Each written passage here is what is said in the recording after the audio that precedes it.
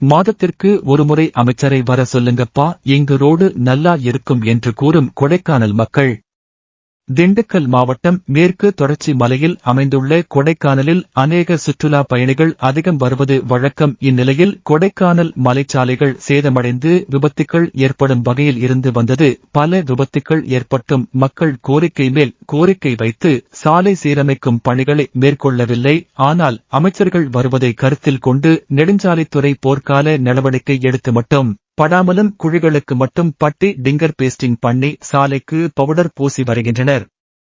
பல இடங்களில் சாலை ஓரங்களில் தடுப்பு சுவர் இல்லாமல் வண்டிகள் கவிழ்ந்த நிலையில் அரைகுறையாக இருக்கும் தடுப்பு சுவர்களுக்கும் அங்கு இங்கு கடக்கும் கற்களை தேடிச் சென்று சுண்ணாம்பு அடித்து கொடைக்கானல் மலைச்சாலையை மெருகேற்றிக் கொண்டிருக்கின்றனர். இதனால் கொடைக்கானல் மக்கள் இடையே பெரும் அதிர்ச்சியையும் கோபத்தையும் உண்டாக்கியுள்ளது.